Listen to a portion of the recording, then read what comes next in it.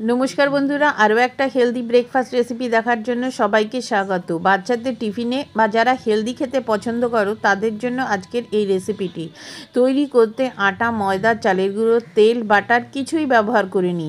हाथे समय ना थाकले এই রেসিপিটা ট্রাই করো, ঠান্ডা হওয়ার পরও একদম নরম থাকবে। পুরো রেসিপিটা শেষ পর্যন্ত দেখার অনুরোধ রইল। আর আজকে আমি রেসিপিটা একদম একটু অন্য রকম ভাবে বানিয়েছি।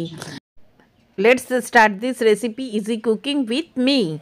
प्रथमे देखो एखाने आमी 1 कप सुजी निये नियेछि, जे कोनो सुजी हलेई हबे, मोटा दाना सरू दाना जे कोनो सुजिटा पाबे सेई सुजिटाई नेबे। एई 1 कप सुजी दिये आजके पुरो रेसिपिटा बानाबो।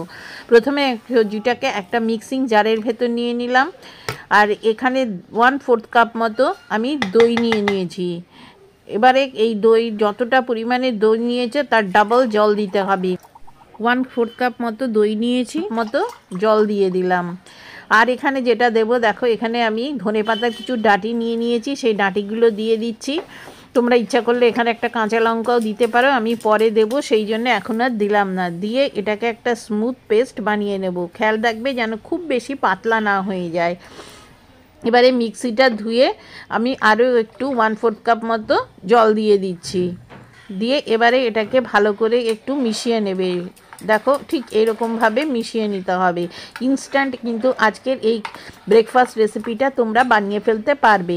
एबारे एर मध्य किछु सब्जी दिচ্ছি। प्रथमे दिए दिচ্ছি একটা ছোট সাইজের পেঁয়াজ কুচি, 2 চামচ মতো আমি গাজরের কুচি নিয়েছি, গাজরটাকে গ্রেট করে নিয়েছি। আর এখানে দিয়ে দিচ্ছি 1 চামচ মতো আদা গ্রেট করে নিয়েছি আর দুটো কাঁচা লঙ্কা কুচি করে নিয়েছি আর 2 চামচ মতো ধনেপাতা কুচি আর দিয়ে দিচ্ছি স্বাদ অনুযায়ী লবণ, 1/4 টিস্পুন মতো হলুদের গুঁড়ো দিচ্ছি আর দিয়ে দিচ্ছি 1/4 টিস্পুন মতো জিরে গুঁড়ো। এটা কিন্তু ভাজা জিরের গুঁড়ো আমি ব্যবহার করলাম। আর দিচ্ছি গোলমরিচের গুঁড়ো 1/4 টিস্পুন মতো।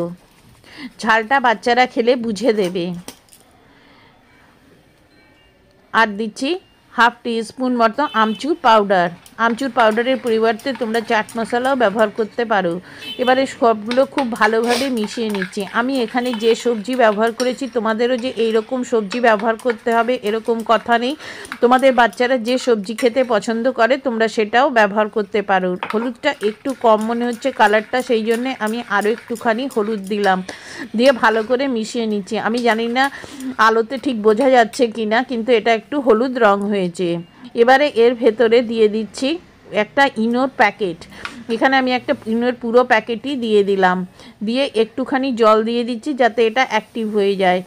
দেওয়ার সাথে সাথে দেখো এটা কীরকম একটা ফেনা তৈরি হচ্ছে এবং এটাকে খুব ভালো করে নেড়ে মিশিয়ে নেবে। এবং এই ব্যাটারটা এই সময় খুব হালকা এবং ফ্লাফি হয়ে গেছে। এবারে ভালো করে মিশিয়ে নিয়ে দেখো এটাকে কিন্তু আর রাখা যাবে না। এবার সাথে সাথেই কিন্তু এটাকে দিয়ে তোমার ব্রেকফাস্টটা বানিয়ে ফেলতে হবে। তার জন্য আজকে আমি এখানে ছোট ছোট দেখো এরকম প্যান পাওয়া যায়, সেটার মধ্যে ঠিক 2-3 ফোঁটা করে তেল দিয়ে ভালো করে চারিদিকে ছড়িয়ে দিচ্ছি। একদম কিন্তু কম তেলে এটা তৈরি হয়ে যাবে। এবারে যখন যাবে এর ভেতরে তখন এটাকে কিন্তু খুব ভালো করে নাড়িয়ে নিয়ে এর ভেতরে এরকমভাবে দিয়ে দেবে। 1 হাতা করে আমি দিয়ে দিচ্ছি। যদি তোমাদের কাছে এই প্যান না থাকে ছোট যে তড়কা প্যান আছে তাতেও কিন্তু এটা এক একটা করে বানাতে পারবে। একটুখানি ঢাকা দিয়ে দেবে, এর থেকে 2 মিনিট মতো সময় লাগবে। দেখবে ওপরটা একদম এরকম ড্রাই হয়ে গেছে। এবার এটাকে এরকমভাবে উল্টে দেবে। ননস্টিক হওয়ার জন্য কোনো রকম অসুবিধা হবে না, অল্প তেলেই কিন্তু এরকমভাবে বানিয়ে ফেলতে পারবে। এরকম ছোট ছোট হলে বাচ্চাদের টিফিনেও কিন্তু দিতে তোমাদের সুবিধে হবে। ঠিক এইভাবেই সবগুলো বানিয়ে নিচ্ছি। একদিন অন্তর একদিন সন্ধ্যা ঠিক 6:30টার সময় নতুন ভিডিও আপলোড করি। সবার আগে দেখার জন্য এখনই সাবস্ক্রাইব করে নাও। আর রেসিপিটা ভালো লাগলে লাইক কমেন্ট শেয়ার করারও অনুরোধ রইল। আবার একটুখানি করে তেল দেবে, দেখেই বুঝতে পারছো এটা কতটা হেলদি তৈরি হয়েছে এবং কতটা পরিমাণে অল্প তেলেই এটা তৈরি হয়ে যাবে। প্রত্যেকবার কিন্তু এইরকমভাবে নাড়িয়ে দেবে, না হলে কিন্তু সবজি এবং সুজিটা নিচে বসে যায়। ঝটপট তোমার হাতে সময় না থাকলে এই রেসিপিটা বানিয়ে নিতে পারো।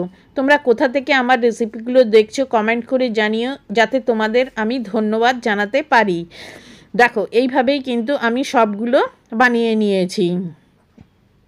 এবার এটা তোমরা টমেটো সসের সাথে পরিবেশন করতে পারো। এবার আজকে এটা আমি একটু অন্য রকমভাবেই তোমাদের সাথে এটাকে সার্ভ করব।